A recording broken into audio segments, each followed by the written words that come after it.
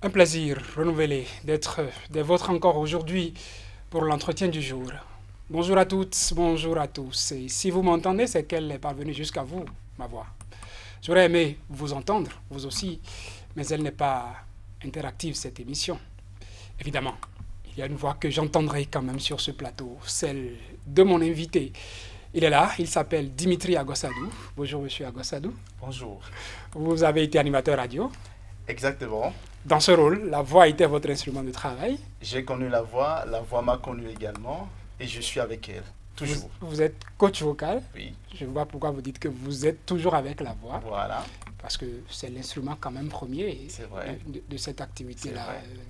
de cette autre dimension de Oui, vous, je vais dire. Vous l'auriez compris, mesdames, messieurs, nous parlerons de la voix sur ce numéro de l'entretien du jour. Dieu nous en a dotés tous, même un sourd-muet a une voix, à mon avis. Hein, il ne peut juste pas articuler et parler couramment.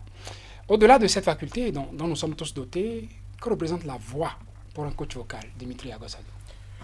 bon, mais je commence déjà par vous dire que la voix, c'est ce qui me permet déjà de rentrer en contact avec vous sur ce plateau.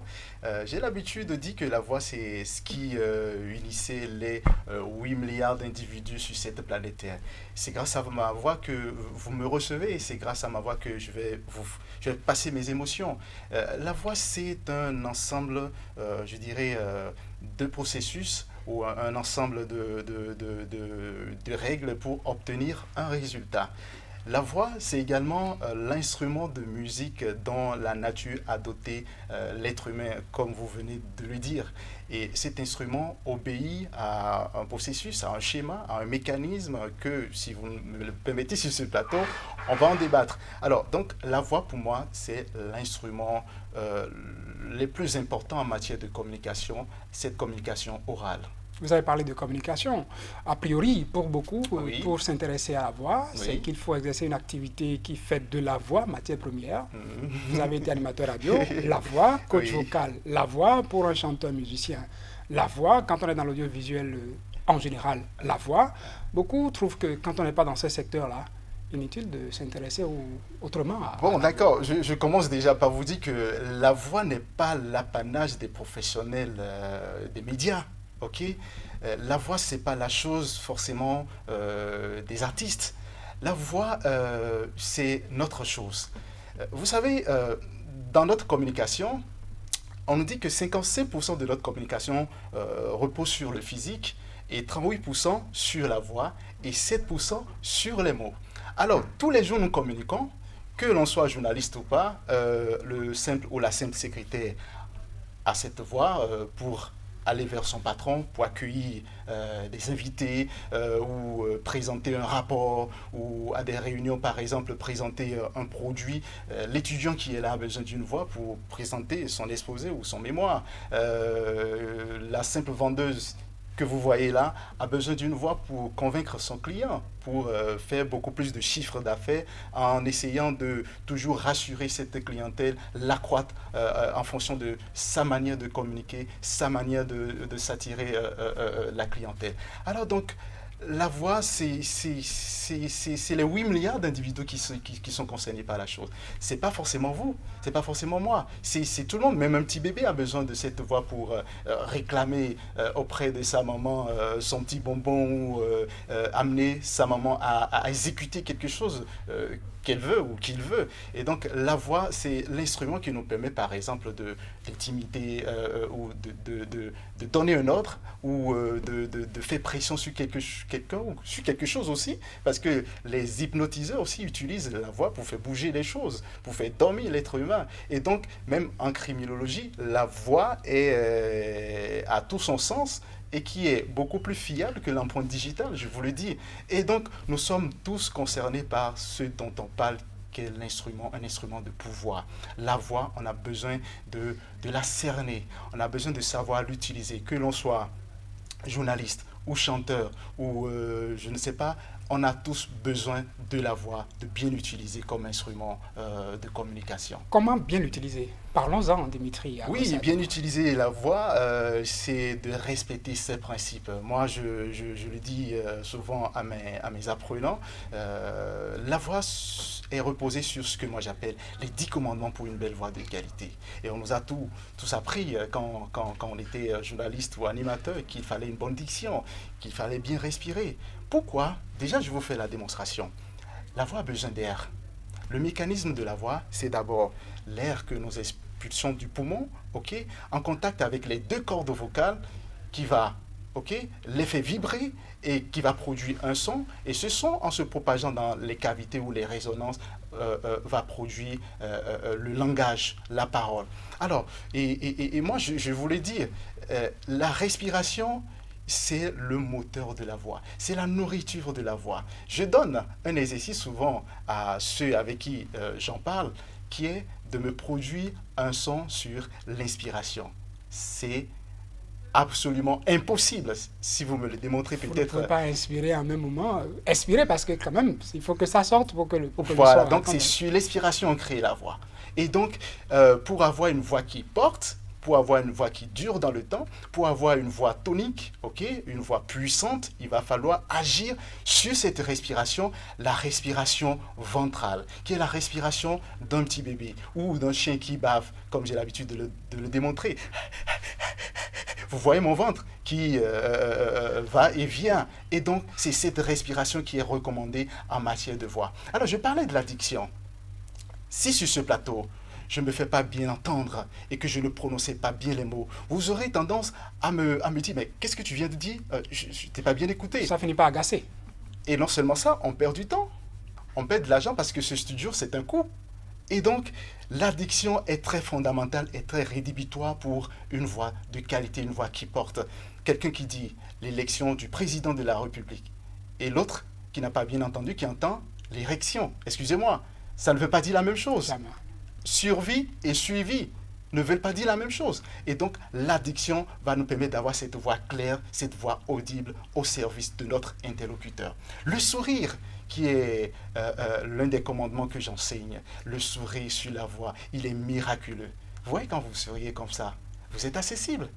Ça éclaire la voix pour les. Ça éclaire la voix, ça donne de la lumière à votre voix. Et beaucoup ne le savent pas. Souriez dans votre voix, ça se sent dans la voix quand on sourit. Même sans image, vous sentez déjà le sourire. Et moi, je le dis, si la voix n'était pas importante, même à la télé, ben, écoutez, on aura juste à muter le son de la télé et à nous... Il faut voir les images. Oui, mais ça n'aura pas de sens. Donc, il faut cette voix. Ok, donc le sourire, que l'on soit sur un plateau d'émission, que l'on soit en entretien ou que l'on soit n'importe où, on est appelé à avoir ce sourire. Et ce que je ne vous dis pas, c'est que le sourire, naturellement, déstresse, rend positif. Alors, pour ces personnes qui sont souvent agacées par ce stress qui est tellement naturel, moi je le dis, c'est le stress amène à se surpasser. Alors, il faut juste sourire de temps en temps pour chasser le stress, pour se rendre accessible, pour être prêt à vivre ce qui est inédit. Parce que c'est quand il y a un enjeu qu'on est stressé, au fait.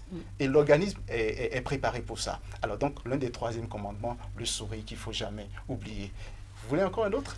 On en a 10 à découvrir, puisque vous parlez de 10 commandements. J'allais vous demander à défaut. Parce Alors, le débit. Oui, le débit, tout à fait. Vous voyez comment vous avez démarré cette émission?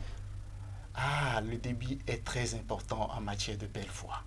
Le débit, c'est ce qui va vous permettre d'abord, ok, de vous cerner, d'accord? Quand je parlais de diction, le fait déjà d'accentuer sur la prononciation des mots va corriger votre débit. Et donc, le débit aussi permettra à votre interlocuteur de vous suivre, ok? Je dis souvent, quand vous parlez à quelqu'un, c'est comme si vous lui donnez de l'eau à boire.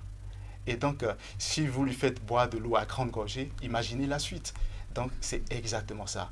Un grand orateur devant un public, il aura un bon débit. Il sait quand il faut accélérer, il sait quand il faut désaccélérer, il sait quand il faut faire des pauses. Et je vais comme ça au 5e commandement, le silence, parce que je parlais de pause tout à l'heure. Le silence également est très fondamental en matière de belle voix. Le silence qui vous permet d'abord de ménager vos effets, Parce qu'à force de parler, vous allez reprendre votre respiration. Et l'une des techniques pour être toujours dans le punchy, dans la dynamique, c'est de reprendre la respiration. Donc, le silence vous permet de ménager vos effets, d'être plus à l'écoute de votre public, de votre auditoire, mais également quoi? De capter l'attention de l'auditoire. Si je parle et que je fais un silence, on a envie de savoir ce qui suit. Et donc, je donne de la valeur à ce qui va suivre juste avec mon silence. Ça, c'est des techniques que nous enseignons. Donc, même dans la simple lecture, il faut savoir faire des pauses. La nature est vorace de tout ce qui est, je dirais, harmonieux, tout ce qui est bien soigné, tout ce qui est dynamique dans le temps et tout ce qui respecte un tempo. D'accord. Et donc, je vous l'ai dit, apprenez à faire des pauses comme vous l'aviez fait. Vous faites des pauses, vous souriez, vous reprenez. C'était comme si vous étiez incarné par nos 10 commandements. Alors, l'enthousiasme et la conviction. Ça, c'est l'un de nos commandements qui nous sont très chers. Si je dois convaincre sur la voie et que je ne suis pas moi-même convaincu, à quoi cela servirait? C'est raté d'avance. D'accord, c'est raté d'avance. Et donc, pour convaincre quelqu'un, il va falloir être convaincu par le sujet. Ça nécessite une préparation, les arguments, tout et tout. Donc, il va falloir être au top, bien évidemment, de ces arguments, d'être convaincu avant de convaincre l'interlocuteur. Et quand je parle aussi de l'enthousiasme, qui est cette envie de donner, cette envie de dire aux gens que nous avons la chose la plus extraordinaire au monde, c'est ça. Je parle de la voix. Pour moi, la voix est la chose la plus géniale. Il faut travailler sa voix. Et donc, je suis enthousiasmé par la voix. Et comme ça, ben, écoutez, j'arrive à beaucoup transmettre cette excitation dont je fais preuve. Écoutez, et l'autre commandement, si vous me le permettez toujours, oui, ça va être le dernier qu'on va la gestion découvrir. Du stress. Ce que j'ai l'habitude de dire, c'est que le stress n'est pas une chose normalement négative. Le stress vous amène à vous surpasser. Le stress, c'est l'une des choses que Dieu a donné à chaque être humain, ne serait-ce que savoir qu'il y a un enjeu qui est là. Et donc, l'organisme, il est constitué comme ça. Hein, et quand vous êtes en face d'un public, c'est comme si vous avez un lion en face de vous. Donc, à vous de savoir s'il faut partir, il faut fuir, hein, d'accord, ou il faut être paralysé là, ou il faut affronter. Et donc, le stress, c'est également la même chose. Et quand on commence par faire parler les gens de ces genres de détails, ils se disent « Oh, mais écoutez, j'apprends normalement à faire équipe maintenant avec mon stress. » Et il y a une technique, la respiration, que nous enseignons qui permet de gérer le stress et qui permet de faire son entrée, par exemple, sur scène ou n'importe quelle prestation avec de l'énergie. Bon, il y a d'autres commandements. Hein, qu'on ne pourra malheureusement pas découvrir, Dimitri Agossadou. Vous l'auriez compris, mesdames, messieurs, que la voix, c'est comme cette clé-là qui vous ouvre des portes. Il suffira de savoir vous en servir. Les spécialistes vous l'enseigneront, comme Dimitri Agossadou que vous avez reçu aujourd'hui, pour parler donc de la voix au-delà de sa fonction première que vous le connaissez. J'espère que, avec ce numéro de l'entretien du jour, vous en avez su davantage sur ce qu'est la voix, ce que vous pouvez en faire, et que désormais vous saurez en faire un bon usage. C'est déjà tout, malheureusement. Merci de nous avoir suivis.